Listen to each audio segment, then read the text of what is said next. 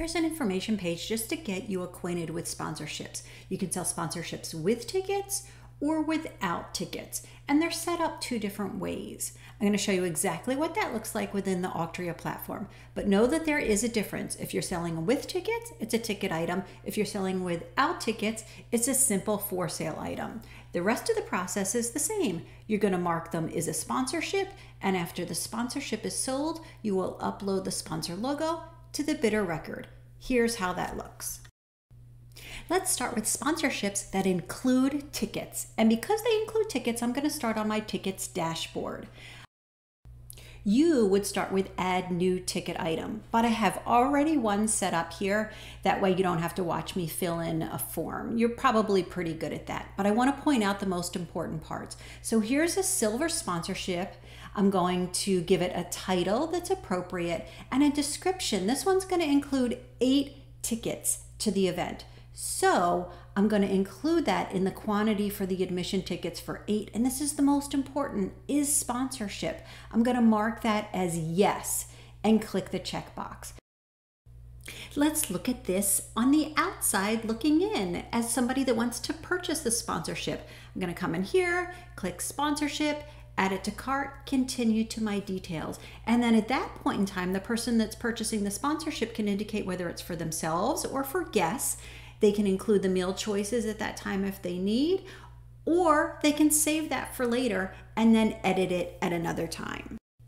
As the purchaser, this is what the email will look like. They'll get an email that includes all the information on each ticket. And if they want to update any of those to send the tickets to a friend, click the update button and record anything you need to update the record. It's that simple. This is how sponsorships will be set up if they don't include tickets.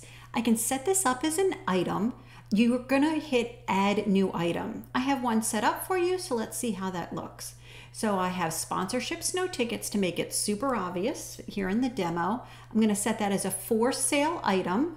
And the most important part is come down here, click on the part that says is sponsorship and click the button.